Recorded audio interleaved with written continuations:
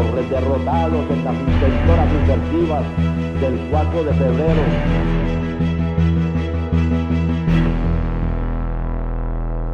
No tengo inconveniente en confesar que hubiera preferido otra muerte. Eduardo Fernández. Para la época en que Carlos Andrés fue presidente, la primera vez, el director de la fracción parlamentaria de Copey, la primera presidencia de Pérez. Para la segunda presidencia de Pérez, yo era el secretario general nacional del principal partido de oposición al gobierno de Pérez, que era el Partido Social Cristiano Copey.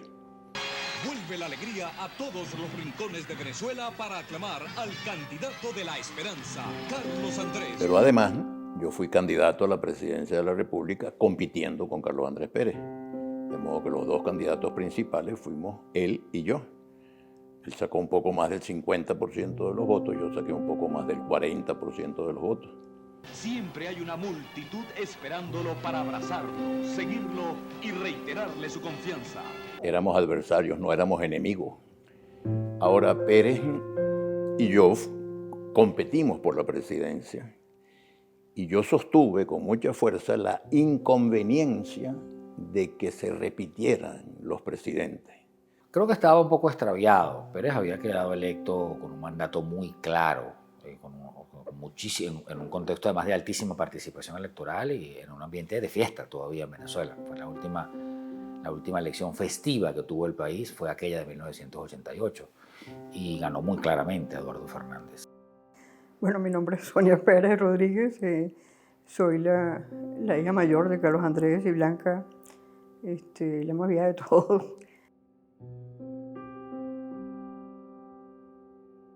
Los venezolanos hasta los 80 pensábamos que todo iba a ser cada día mejor, que todo iba... Y de repente vienen una cantidad de problemas que tienen que ver con la crisis en toda América Latina, como la famosa crisis de la deuda. Todo eso nos afecta a todos. Él llegó en su gobierno, en su segundo gobierno, interpretando su tiempo.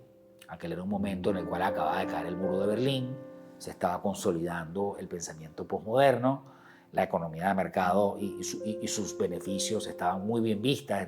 O sea, todo el estatismo, el comunismo, los sistemas cerrados, todas las visiones soviéticas de la política entraron en una crisis gravísima. El leninismo murió con el muro de Berlín, más que el marxismo finalmente, ¿no?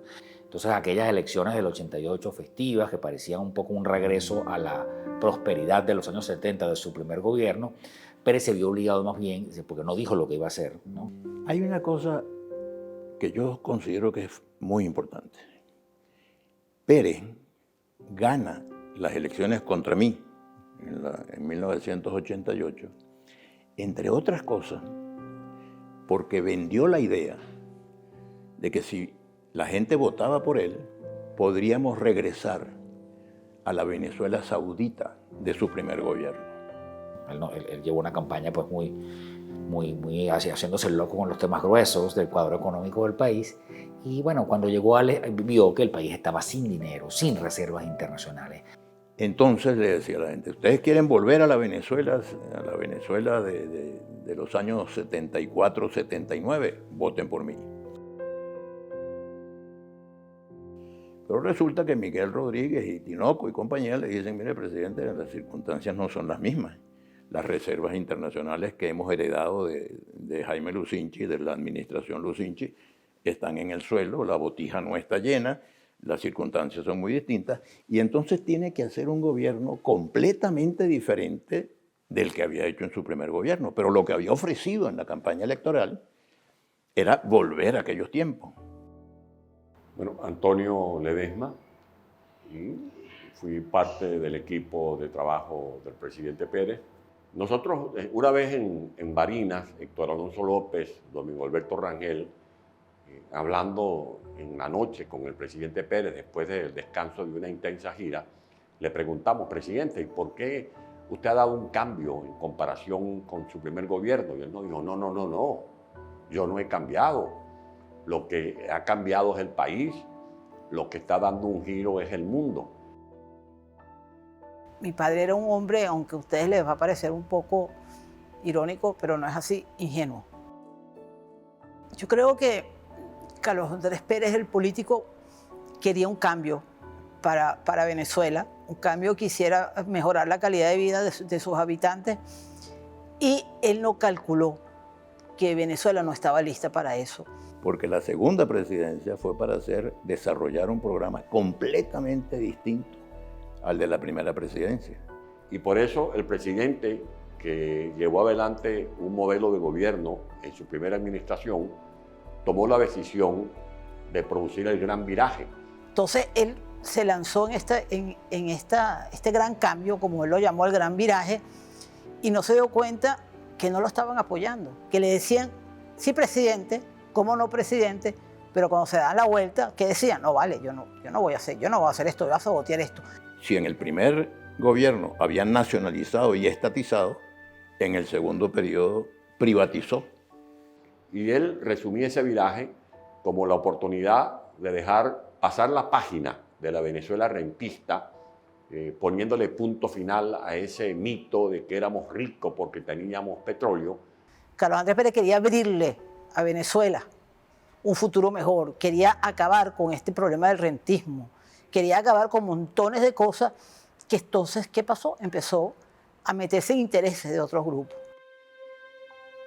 Virgilio Ávila Vivas es gobernador de Nueva Esparta, del Distrito Federal y luego ministro de Relaciones Interiores.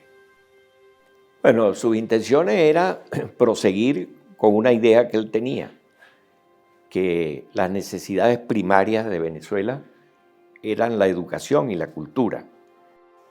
Eso era un poco. Entonces él tenía esas grandes expectativas de hacer esos cambios y se dedicó a conversar con muchas personas en el país. Pero mi papá siempre fue un hombre muy ecuánime. Él no tomaba decisiones sin haber escuchado absolutamente todos los lados. Cierra el grifo de Recadi, le pone punto final a ese festín, ese reparto de dólares preferenciales, cambia el modelo económico, introduce las reformas fiscales, las reformas tributarias, propone la descentralización. El proyecto de descentralización de la COPRE, el regreso del Estado federal, el hecho de que tú puedas votar por gobernadores y alcaldes y elegirlos, la creación de la figura del alcalde, todas esas son cosas que se lograron un poco con el auspicio de Carlos Andrés Pérez, empujando esas iniciativas en acción democrática que fueron aprobadas y que terminan siendo logros históricos, pues. Y en algunas de las privatizaciones nosotros, los diputados, los parlamentarios de COPEI, lo respaldamos, como por ejemplo cuando privatizó la Telefónica, la CanTV. Venezuela tenía un servicio de teléfonos muy malo, parecido al que tiene ahora. Los estados venezolanos recuperaron un poco su identidad política, su haber, su autonomía, empezaron a administrar recursos. Ese modelo funcionó un rato. La privatización fue muy exitosa, se hizo en términos impecables y transparentes. Se logró, por cierto, que Venezuela durante un tiempo tuviera buenas comunicaciones hasta que llegó esta gente y volvieron otra vez a la estatización. Y comenzar a sembrar el petróleo con mejor educación, adelantando reformas, produciendo cambios en lo económico, en lo comercial y en lo político. Y eso, por supuesto, le trajo muchos inconvenientes al presidente Pérez. De modo que yo creo que desmontar el poder exagerado del Estado era una tarea que teníamos que cumplir. Ganar a Pérez o ganar a Fernández, eso teníamos que hacerlo. Pero no fue suficiente, porque creo que el país nacional todavía era muy inmaduro, creyó a la democracia un hecho pues irreversible. Y él era un hombre que no era impulsivo. Yo creo que eso lo ayudó mucho a manejar todas las crisis que tuvo en ese momento. Y bueno, la verdad es que también finalmente el propio Estado democrático estaba fracasando, pues los partidos tradicionales negados a hacer reformas de fondo. Porque mucha gente se ponía de espaldas a la nueva Venezuela, comenzando por los propios partidos políticos. Pero además él entendía que había que renovar de alguna manera las élites gobernantes que tradicionalmente estaban en Venezuela, y eso sin duda a muchas personas no les iba a gustar ese relevo generacional que se iba a dar. Ya llevó esas decisiones con mucho pesar, sabía que había costos electorales, no quería tomar esas medidas. Entonces los partidos que produjeron los cambios en Venezuela no experimentaron cambios dentro de sus estructuras.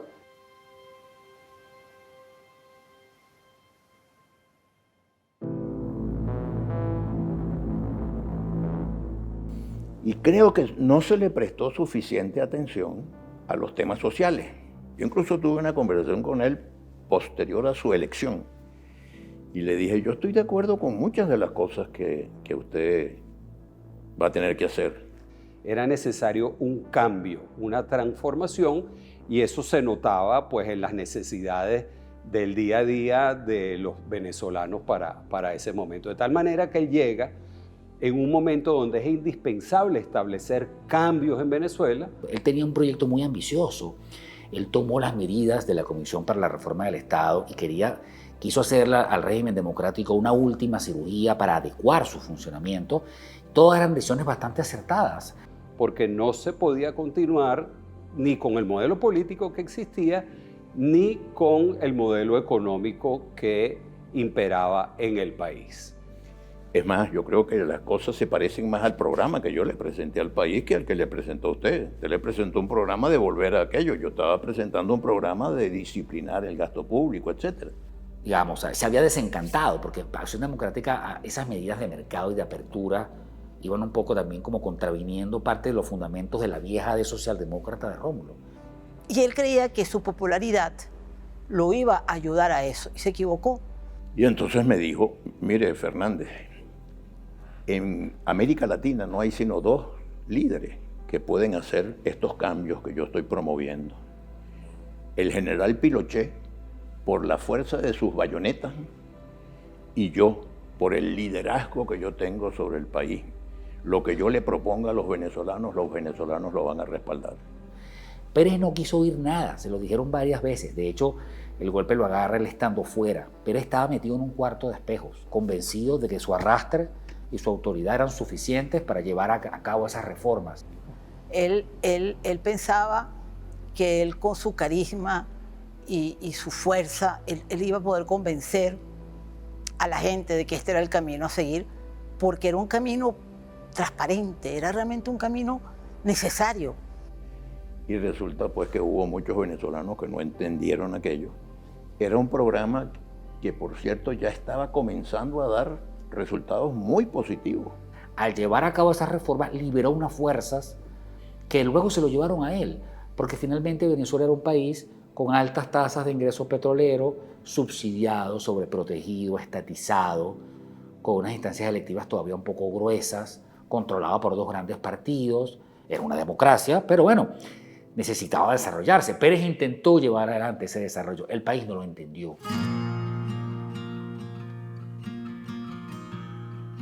Con esas ideas llegó a la presidencia.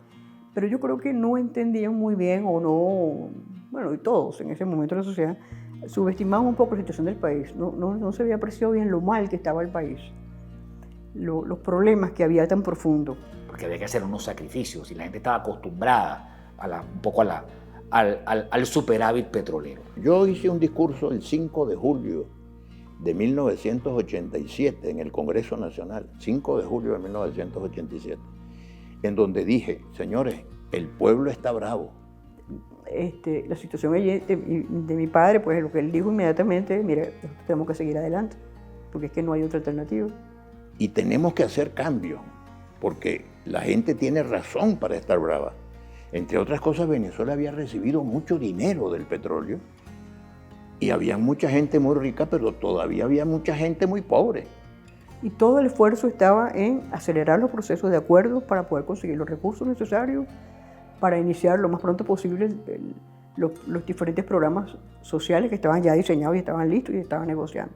Claro, ahora cuando se ve desde la perspectiva de lo que está pasando hoy, resulta que ahora hay muchísimos más pobres y los pobres son muchísimos más pobres que los que eran entonces. Creo que, como te decía, la televisión fomentó un estado de indignación un poco desproporcionado. O sea, yo creo que la telenovela Por estas calles, eso se ha dicho mucho, yo soy uno de los que lo cree, le hizo un enorme daño a la percepción popular de la democracia. Recordemos, ¿no?, que esa era la época que estaba de moda la antipolítica. Hizo mucho por llevar la política, el espectáculo al mundo de la política, que las decisiones de la política pasaran a una zona de telenovela y todo quedara figurado de aquella manera tan a veces obscena y a veces hasta ofensiva contra autoridades electas, finalmente, porque no era una dictadura, por hacer espectáculo, terminó siendo que creaste un monstruo que después, bueno, te tragó a ti mismo. Tú te levantabas en la mañana y cualquier periódico que tú agarraras era un ataque hacia la presidencia de Pérez, hacia él como hombre. Entonces descanso no había. Entonces era un hombre con mucha experiencia, pero que se había mantenido muy actualizado entre lo que estaba pasando en el mundo, la transformación económica en los países de Latinoamérica, Europa, los Estados Unidos, de tal manera que él venía con una visión muy clara de que había que hacer cambios en el país. Una campaña, una televisora podía echar para atrás cualquier ley en Venezuela si era activa y era persistente, porque modelaban la opinión de la gente. Pero era una época muy cargada, era una época donde él a veces llegaba y lo que quería era, sabes, acostarse y descansar, y nos decía, he tenido un día muy duro, esto ha sido muy difícil. Pero tan pronto asumió el poder, el tono del país cambió porque se atravesó el Caracazo, que fue un evento, una catástrofe social muy mal manejada por el Estado democrático. Nos encontramos aquí en el terminal del Nuevo Circo, que cubre rutas cortas. Desde tempranas horas de la mañana, miles de personas han quedado sin trasladarse a sus lugares de trabajo o a su vivienda. El Caracazo acabó con el fervor popular de la democracia, y la democracia en los 90 entró en una crisis sistémica. Se empezó a agravar el asunto de la corrupción, empezó a mermar el poder del salario, la gente empezó a perder el bienestar, empezó a aumentar el AMPA. Todos estos fueron eventos que potenciaron al Caracazo. Ahora, lo del Caracazo, yo no creo que eso respondió a ningún plan siniestro. Yo creo que se manejó con imprudencia. Porque el Caracazo, cuando estalla, ni siquiera realmente se habían puesto en práctica ninguna medida económica. Se había hablado de ellas. El aumento de la gasolina no había entrado en vigencia. Fueron unos conductores que consideraron que había que subir el pasaje. ¿Qué fue lo que pasó con los pasajes? Yo llegué esta mañana al terminal y cuando me voy a montar en tu set me dice el chofer que 15 bolívares hasta Caracas. Yo no puedo pagar 15 bolívares, cuando para Caracas el pasaje iba a costar 12 bolívares. O sea, es interesante, eso te demuestra el grado de angustia en la que vivía el venezolano, el grado de incertidumbre que vivía el venezolano. Porque se aumentó el precio de la gasolina, muy poquito, por cierto, comparado con lo que hay ahora, ¿no? Se aumentó el precio de la gasolina, los transportistas aumentaron en consecuencia el transporte, y eso era el día víspera del día de cobro. Entonces la gente que vivía en Guarenas tenía que venir a Caracas a cobrar su quincena.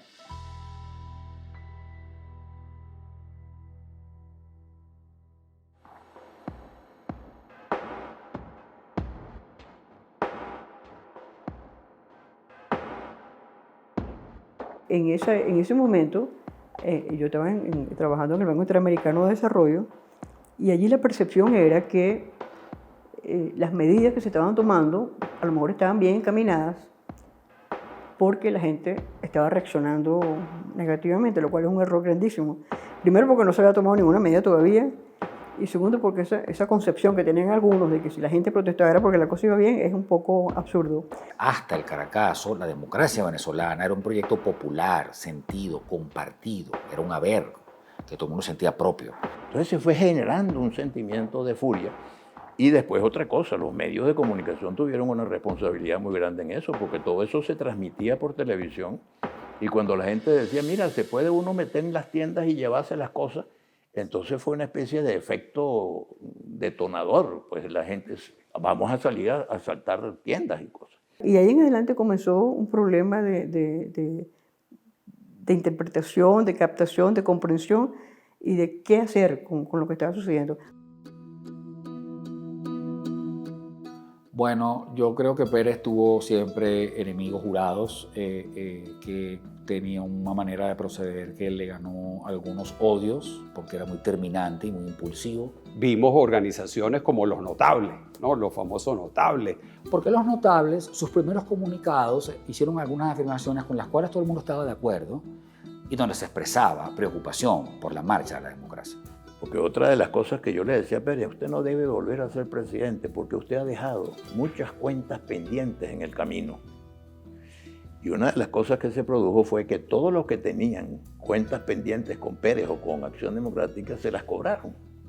Pero los notables empezaron a aumentar el tono y el Arturo Uslar Pietri, hasta entonces, digamos, prudente, prescriptivo, pedagógico de la televisión, pasó a ser un hombre intrigante, descarnado, fomentando una angustia y un pesimismo cada vez más altos y cada vez más apocalíptico. Por eso yo le decía a los venezolanos, es preferible que yo sea el presidente para hacer la modernización económica, porque yo, por razones de edad, todavía no había generado los resentimientos. Por ejemplo, el doctor Uslar Pietri no le perdonaba a la gente de Acción Democrática, porque él pensaba que por culpa de Acción Democrática y del golpe del 18 de octubre del 45, él no había sido presidente de Venezuela. Uslar fue una persona que estuvo trabajando arduamente en contra de la democracia, no contra la democracia de Venezuela. Pérez tenía enemigos jurados en la izquierda, en la derecha. Creo que los sectores conservadores de Venezuela, vinculados a la democracia cristiana, al pensamiento conservador, despreciaban especialmente a Carlos Andrés Pérez, lo consideraban un populista de tercera categoría. Entonces era un resentimiento que había ahí. Fue un periodo bastante cargado, fue un periodo muy difícil para él, porque estaba siendo atacado por todos lados. O sea, no solamente estaba siendo atacado por la prensa, sino también estaba siendo atacado por el partido. Que las leyendas sobre sus procedimientos de corrupción se agrandaron excesivamente y que él no se defendió quizás como debió hacerlo. Y entonces escuchábamos muchas personas de muy buena formación que habían vivido la democracia, que la habían gozado, etcétera, diciendo aquella expresión: aquí lo que hace falta es una cachucha. O sea, había mucha gente que estaba metida en eso, estaban los mismos partidos. O sea, Causa R fue un factor muy importante en todo lo que pasó con el Caracazo. Yo creo que no solamente yo, todos los que dijimos que la reelección presidencial no era conveniente, tuvimos razón. Y en el año 92, en Venezuela, se consolidó el disparate de que las autoridades electas eran ilegítimas. Y bueno, entonces aquel golpe en el año 91, ya Carlos Julio Peñalosa, comandante general del ejército, uno de los hombres del alto mando militar de aquel momento, dijo: está en marcha un golpe militar en Venezuela por un grupo de fundamentalistas políticos.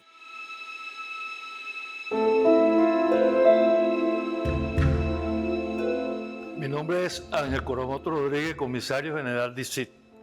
Fui el jefe de seguridad del presidente Pérez en sus últimos años, pues. Él estaba de regreso de Davos a Nueva York. Me llamó como a las 3 de la tarde del 3 de febrero para decirme que acababa de llegar de Davos a Nueva York y que estaría llegando a Caracas aproximadamente a las 9 de la noche.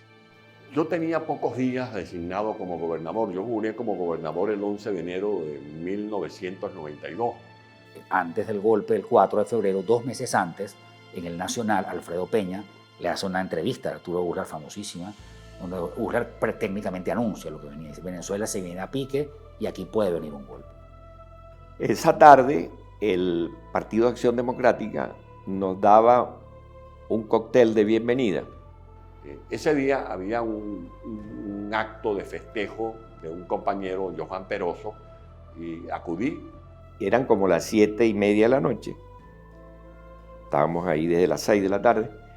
Yo me retiré para irme al aeropuerto. Yo incluso creía esa noche que el presidente Pérez todavía no había regresado de un viaje que había hecho, una conferencia en Davos, en Suiza, del Foro Económico Mundial. O sea, Pérez había perdido una cosa que lo había salvado hasta ese momento, que era el olfato político. Tenía un gran olfato y lo perdió. Y se extravió. Claro, ya uno sabía que habían rumores, pero no se querían creer.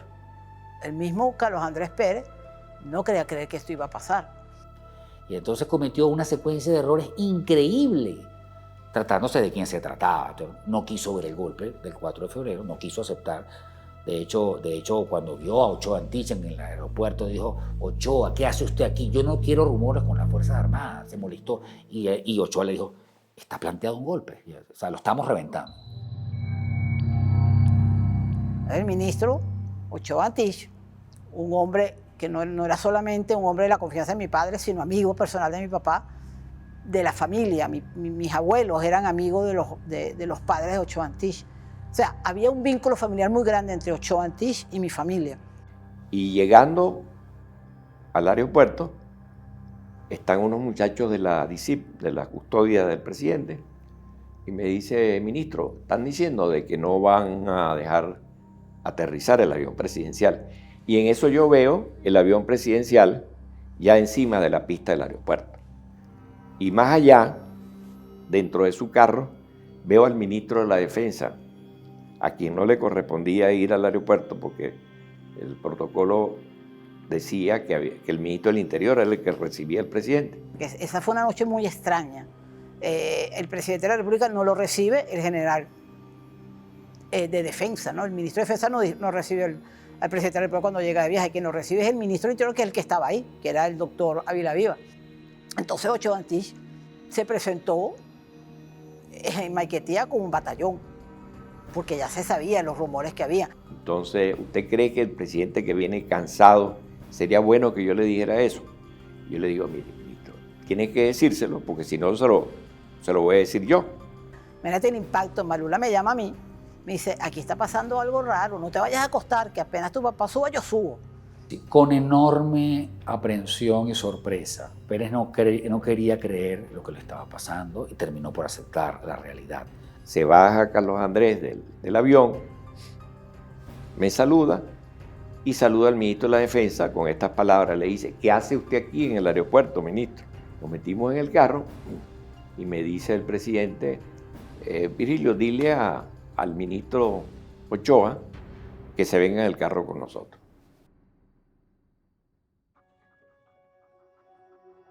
Yo estaba en la casona, porque acuérdate que eso empezó a las 12 de la noche. Yo llego a mi casa y eran como las 10 y algo de la noche. Me suena el teléfono interministerial. Cuando atiendo, es la voz del presidente. El presidente marcaba distancia, era muy formal cuando hablaba de presidente con un ministro o con mi caso que era gobernador. Y es cuando oigo la voz que truena y me dice gobernador. Y es el edecán, Dudamel, y me dice, mire, el presidente Pérez está saliendo para Miraflores. Está en marcha un movimiento sedicioso.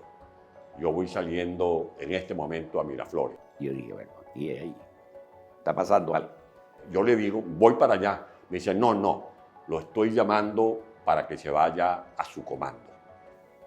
Se dispuso a dormir, era más de la medianoche, le advierten del golpe y se pone encima la ropa y sale corriendo para su oficina, Miraflores, para darle el frente a la situación desde su despacho. Y entonces se concreta el golpe de Estado de Hugo Chávez Frías, que tenía ya un mes, casi que todo el mundo esperándolo, el mundo político. Continuamos, amigos, con nuestra programación. Vamos a ver ahora qué más novedades nos tienen arriba en prensa. Vamos, aquí tengo una información que está llegando ahorita. Fíjense, yo el día del 4 de febrero yo estaba de vacaciones. Yo me entero en la medianoche y me voy de donde vivo hasta Miraflores, me voy caminando. Yo le digo a mi esposa, que me pregunta qué pasa, no, que hay una reunión en Miraflores, yo voy y vengo. Pero cometí el error de decirle, búscame el revólver. Y ella sabía que yo no era muy amigo de andar armado. Y se extrañó que yo le dijera, búscame el revólver. Y en eso me dice, no, algo está pasando, yo me voy contigo. El golpe de Chávez, a diferencia de otros golpes de la historia venezolana que se quedan en la anécdota, ese golpe llegó con una identidad muy clara. Y claramente, rápidamente, tuvo un eco en una parte del país. No, que tú para el golpe de Estado no estás preparado. Estás preparado para un atentado, pero no para un golpe de Estado. Cuando estoy ingresando por la esquina de la Ceiba hacia la esquina del Conde, donde está el Hotel El Conde, hay un estruendo de tiroteo. Mitzi, muy solidaria, comienza a gritar, es el gobernador, es el gobernador. Yo digo, cállate porque más me van a disparar. Y en eso estaban las llamadas del rey de España, de todos los presidentes. Y él les echaba el cuento y estaban ya tiroteando el despacho del presidente, Miraflores. Cuando llegó el momento, bueno, mi papá sale y yo lo llamo y mi papá dice, ¿qué está pasando? Yo lo que hice fue sacar el teléfono por la ventana del cuarto y ponerle el teléfono para que él pensó, no puedo creerlo. Y ahí se cortó la comunicación. Bueno, total es que allí fueron momentos muy intensos, muy rápidos. El presidente me dice, bueno, en ese momento yo digo, esta gente va a entrar. Es cuando agarro una ametralladora, bajo al despacho, reviso algunos papeles y le instruyo al almirante Carratú, tiene 5 minutos para que me saque de aquí. Y entonces sale con el almirante Carratú, que era el jefe de la Casa Militar. Creo que también estaba en ese momento presente el ministro del Interior, Ávila Viva. Entonces ahí tuvimos como 15, 18 minutos y Carlos Andrés volvió a bajar, que fue cuando dio las instrucciones de que prepararan la caravana para salir a dirigirse al país. A mí me aconsejaron que me enconchara, porque los militares estaban dando un golpe. Yo dije, no, mi deber es comunicarme con el país y condenar enfáticamente este intento de derrocar a un presidente constitucional. ¿Cómo hacemos? ¿Quién nos está atacando? Ahí cuando mi mamá decide tomar las decisiones que ella tomó, que era que la Guardia Civil, que había estado con nosotros toda la vida, fuera la que tomara resguardo de la parte interna de la casa. Pero bueno, mi mamá y Carolina son muy fuertes, muy firmes y decían, esto aquí, vamos a ver, lo importante es que salga, mi mamá decía, lo importantísimo es que salga Carlos Andrés y hable y no sé qué más. Bueno, pero estábamos todas las expectativas. ¿Cuál es la misión del custodio o del que tiene la responsabilidad de la custodia en sí, de un presidente? Evacuarlo. Esa es la misión, no confrontar al enemigo. Para eso existen las fuerzas vamos a decir, de ataque, de defensa, los comandos que puedan hacer ese tipo de operación. Yo me había opuesto a Pérez, había dicho a todo el mundo, no voten por Pérez, voten por el otro, que me parecía mucho mejor candidato. Pero una vez que la mayoría de los venezolanos había elegido a Pérez, pues Pérez no podía salir de la presidencia sino por los mecanismos previstos en la Constitución. Salimos por la avenida Baral, tomamos allí la avenida Libertador y me dice Carlos Andrés, ¿de dónde estamos más cerca? ¿De Venevisión o de Televen? Le digo, mire, estamos más cerca de Venevisión. Bueno, vamos a Venevisión. Y podía ocurrir que Venevisión estuviera tomada por los golpistas. Agarró el teléfono, unos teléfonos que había, que lo llamaban los ladrillos, y se comunicó con Venevisión. Mi esposa Marisabel me dijo, en Venevisión está saliendo un mensaje del presidente Pérez. Entonces dije, bueno, esto no debe estar en manos de los golpistas, así que yo me voy para allá y voy a tratar de hablarle al país. Y le digo, mire, le habla al presidente Pérez, estoy saliendo para allá, que pongan a funcionar toda la televisión, que me voy a dirigir al país. Pretendieron tomar la casona y el Palacio de Miraflores. Afortunadamente, la lealtad funcional de las Fuerzas Armadas lo ha impedido. Y ahí se acabó el golpe porque pidió la rendición, un discurso muy memorable, estupendo, y quedó muy bien parado ante la opinión pública. El mundo asombrado presencia que una nueva patria latinoamericana pretende ser echada a una dictadura cuando ya pensábamos que no volverían a haber pronunciamientos militares en nuestro país. Tú ves que sale el presidente de la República en la televisión y tú dices, ya salió, esto no. Fue como que, ya salió de la casona, ahora vamos a darle con más fuerza contra la casona. Tú decías, ¿qué está pasando, señor? ¿Por qué están atacando si él no está aquí? Ya lo tuvieron que haber visto en la televisión. Estos intentaron tomar la casa del presidente, no sé para qué, la residencia de la familia del presidente a cañonazo limpio. Y está el relato en este libro también del coraje de Doña Blanca. Doña Blanca de Pérez dirigía los operativos y había un oficial que estaba como vacilando y tuvo que ser encarado de manera categórica por la primera dama de la República. Y luego la orden de aquella mujer que mandó a convertir en vendas a hacer jirones las sábanas de sus hijas y sus nietos para poder atender a los heridos.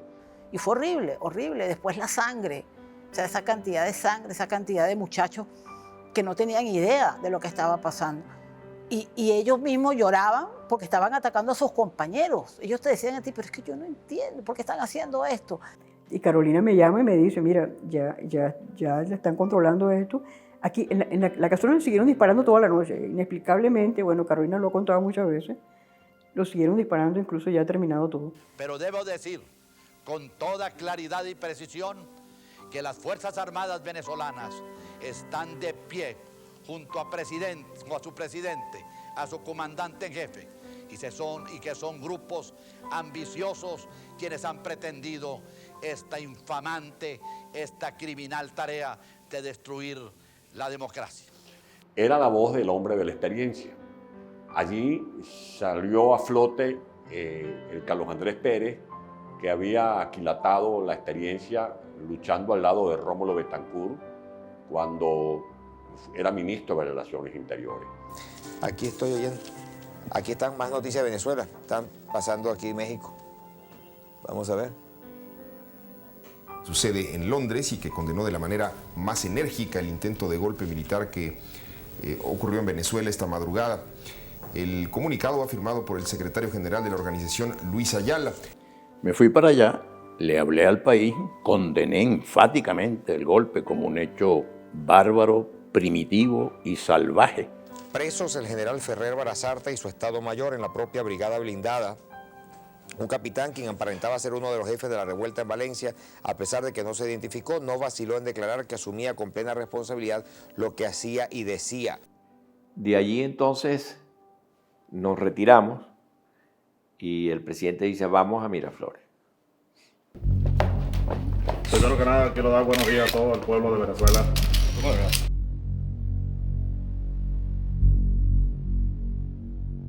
Carlos Andrés Pérez había instruido al ministro de la Defensa a que Hugo Chávez no declarara uniformado y desarmado.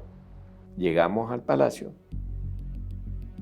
Ya el alto mando estaba también en el palacio. Y resulta que cuando se da aquel espectáculo de Hugo Chávez, que apareció peinadito, arregladito, perfumado y portando armas. Y este mensaje bolivariano va dirigido a los valientes soldados que se encuentran en el regimiento de paracaidistas Aragua y en la brigada blindada de Valencia.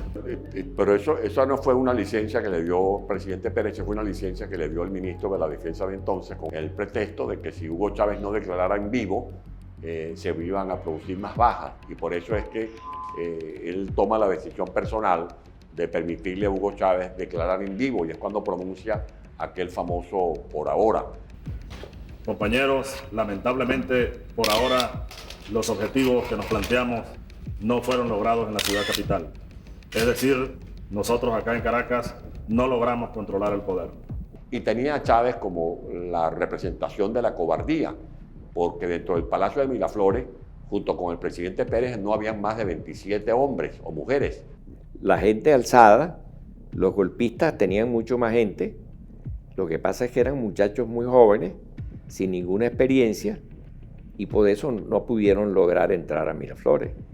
Mientras que Hugo Chávez tenía el palacio rodeado de tanques, tenía unas escuadras de militares, y él estaba refugiado en el cuartel de la montaña con más de un centenar de militares, y se quedó allí escondido viendo con unos vinculares lo que estaba pasando en los alrededores del palacio.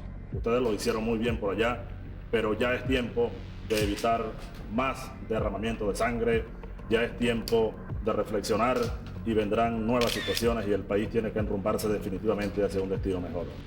Y allí entonces surgió la idea, que no fue las instrucciones que dio el presidente Pérez, de que se le grabara las declaraciones de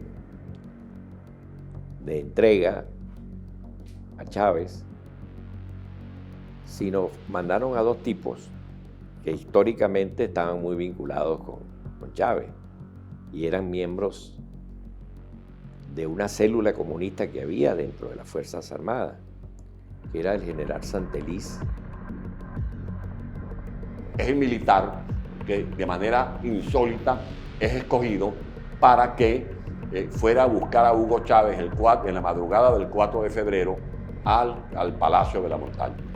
Que posteriormente Chávez, en unas declaraciones de prensa, dijo que esos eran sus dos grandes amigos y que eran dos grandes conspiradores. Así los definió el presidente Chávez. Y lo más insólito es que a Hugo Chávez, antes de mandarlo detenido a los calabozos de la DGCIN, lo invitan a almorzar con el alto mando militar. Palabra, oigan al comandante Chávez que les lanza este mensaje para que por favor reflexionen y se pongan las armas, porque ya en verdad los objetivos que nos hemos trazado a nivel nacional es imposible que los logremos. Yo te voy a contar una anécdota que no la viví yo, sino que me la contó el doctor Ramón J. Velázquez, que fue muy amigo mío, y él me contó que en el año 90, a principios del año 92 o a finales del 91, él estaba almorzando con el general Heinz Asprua, que era director de la ICIP. Él había sido jefe del Estado Mayor Conjunto y creo que en el gobierno de Carlos Andrés era el director de la ICIP. Cuando en eso salen unos militares jóvenes, se paran al lado de la mesa, se le cuadran al general Heinz, lo saludan y el general le dice al doctor Velázquez, ustedes no se conocen, él es gocho. El doctor Velázquez conocía a todos los gochos que había en Caracas. Resulta que no se conocían. Entonces, este joven militar se cuadra y le dice, mucho gusto, Francisco Arias Cárdenas. Ellos hablaron entre ellos y cuando se van, el doctor Velázquez le dice, ¿y estos quiénes son? Y Heinz le contesta, estos son los comacates. Él nunca había oído la palabra comacate. Entonces le dice, ¿qué son los comacates? Dice, bueno, son los comandantes mayores, capitanes y tenientes que están conspirando. El doctor Velázquez me dice que él se queda, pero absolutamente paralizado de la impresión y le dice, conspirando, están conspirando, usted lo sabe y no los ha sacado de las Fuerzas Armadas. No, nosotros los tenemos controlados. Y el doctor Velázquez le dijo en ese momento, yo le voy a dar un consejo porque más sabe el diablo por viejo que por diablo. Sáquelos del ejército o mándelos fuera del país, dele una embajada, una agregaduría militar, pero sáquelos. 3 semanas después hay un almuerzo en Miraflores, está Carlos Andrés Pérez sentado en la cabecera de la mesa y el doctor Velázquez estaba sentado al lado de él. Y él me cuenta que en el momento del postre, él no se pudo aguantar y le dijo, presidente, ¿y qué hay de los comacates? Entonces, parece que Carlos Andrés se impresionó y dijo, ¿y usted cómo sabe de los comacates? Y le dijo, porque el otro día Heinz, y lo señala porque estaba sentado, digamos, diagonal a él en la misma mesa, que había como 12 personas, me presentó a uno de ellos. Entonces el general Heinz Asprua le dice a Carlos Andrés, él conoció a Arias Cárdenas. Y el doctor Velázquez le repitió lo que le dijo al general Heinz. Sáquelos de las Fuerzas Armadas. Óigame el consejo. Si no lo quiere sacar de las Fuerzas Armadas, sáquelos del país, déle una agregaduría militar. Pero si usted sabe que están conspirando, no los deje dentro de las Fuerzas Armadas.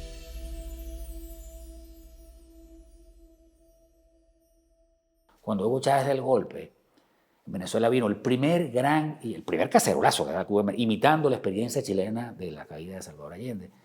Empezaron la gente a tocar cacerola y el grito era, hoy es 10, son las 10, vete ya, Carlos Andrés. Eso es un mes después del 4 de febrero. Todo el mundo, o sea, el villano se volvió el presidente electo y el héroe, el golpista.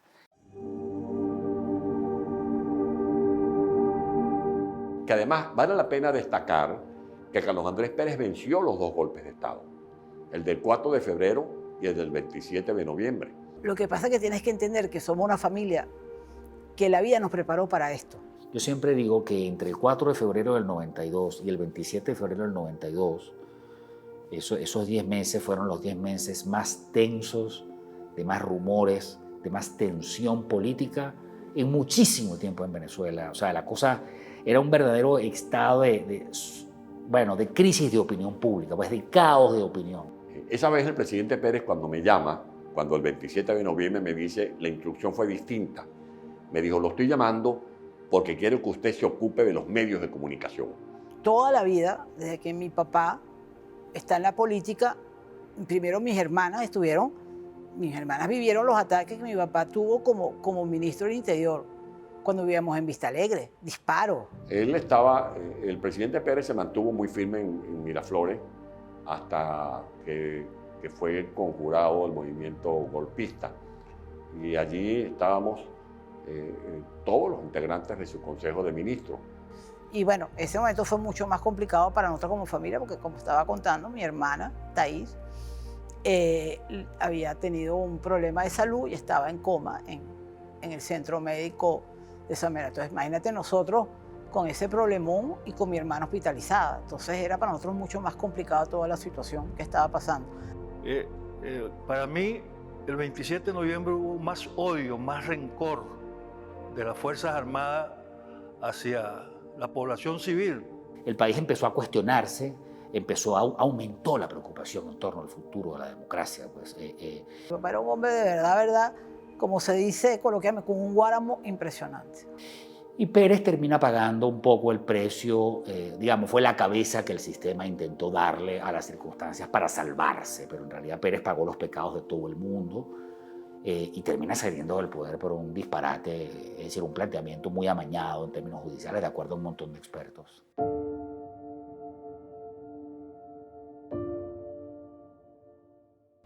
Realmente nosotros después de eso estábamos todo el tiempo en espera de algo, en espera de que algo iba a pasar. Sabíamos ya habían rumores que venía otro ataque, que es el famoso ataque que lo saca, que es el golpe seco, que es esta cosa montada por José Vicente Rangel. Cuando Chávez da el golpe y entra Yare, es que Guslar entra en la campaña de Cab renuncia. Porque además le abren el juicio e inmediatamente declara que le abandonó el cargo con un antejuicio de mérito. O sea, era una excusa para sacarlo del poder, con el tema de la corrupción, planteando una malversación que disfrazaron de peculado. Entonces se activa el juicio, Pérez sale del poder y pasa a la casona. Ya la vida de Pérez ahí es un tormento. Creo que lo afectó muchísimo, ya en términos personales, porque ya era muy difícil para él entender, desde el punto de vista más vivenciano, entender que hubiese personas que él conocía y que estuvieran realmente en contra y que fuesen capaces de cualquier cosa con tal de salir de él. Después de esto, Pérez ve que tiene el mundo encima, pues da una muestra de gran temple, de gran coraje personal, sin dudas que sí, y asume quedarse y enfrentar al juicio. Y bueno, luego le arman el juicio por la partida secreta, le hacen una acusación absurda en la cual le piden. La ley que normaba la partida secreta impedía al Estado decir en qué usa la partida. Si lo hacías ibas preso, o sea, eso violabas la ley. La partida secreta es una partida impersonal de la presidencia, del presidente electo, para tomar decisiones de Estado que no puedes decir. Dice uno de los presentes que está allí: mire, presidente, sabemos que esto es un montaje. Le estaban diciendo que revelara los gastos de la partida secreta, presumiblemente porque debe ser una plata para una operación política de Recade. Sabemos que aquí no hay absolutamente nada que lo involucre a usted. Esto no es sino un intento de sacarlo del poder por esta vía. No lo pudieron hacer por otras vías. Y José Vicente Rangel, que tenía mucha fama y que era un hombre de los medios, de este fomento orquestado de la indignación desproporcionada de aquella época, dijo: esa fue la última operación de Recade. Y entonces esta persona le dice al presidente: nos vamos a dejar quitar el poder. Y cuando lo fueron a interpelar, y usted, porque yo no soy policía, averigüen, a mí me llegó la información, ese era José Vicente Rangel. Y entonces tomó vuelo a Adecope y pactaron: hay que salir de Pérez. Se puso firme en su silla y le dijo: no le permito lo que usted está sugiriendo. Jamás voy a intervenir yo, ni voy a influir en los magistrados de la Corte Suprema de Justicia para que puedan modificar eso. Retrospectivamente, a quien tú le preguntes, bueno, habrá quien discrepe, pero lo normal es que una gente que sepa de la historia te diga: eso fue una cosa forjada. Pues. Él estaba muy claro en que tenía que mantener la institucionalidad del país como un factor esencial para el sistema democrático, y así lo hizo. Venezolanas, venezolanos, me dirijo a mis compatriotas en uno de los momentos más críticos de la historia de mi país y de los más difíciles en mi carrera de hombre público. El juicio toma vuelo muy rápidamente y Gonzalo Rodríguez Corro, en mayo, el 20 de mayo del año 93, recuerdo perfectamente ese día, Pérez anuncia, tragándose las ganas de llorar de la indignación, que hubiera preferido otra muerte, y renuncia. Se va a la casona y el Congreso elige a Ramón J. Velázquez, que era un hombre muy respetado, con mucha autoridad, pero sin experiencia de gobierno y sin control del país. Cuando se estaba dando este golpe civil en la Corte Suprema de Justicia, había gente que le susurraban al oído del presidente para que se negara a entregar el poder. El presidente decía, no, nosotros somos circunstanciales. Aquí lo que deben prevalecer las instituciones. Y a veces es preferible los abusos de la oposición a las arbitrariedades de un gobierno. Ese era el talante de Carlos Andrés Pérez. Era un hombre, su espíritu democrático sobresalía por todo. Yo almorcé el penúltimo día que él estuvo en Miraflores y conversamos muchas cosas y había muchas llamadas de teléfono y todas las llamadas eran recomendaciones. Y me decía, Virgilio, si tú oyes las llamadas, te vas a dar cuenta que yo no puedo destruir con los pies lo que he ayudado a hacer con mis manos, que era la democracia. En la transparencia de mi conducta, que jamás manchará mi historia, y en la seguridad del veredicto final de la justicia, no tengo inconveniente en confesar que hubiera preferido otra muerte.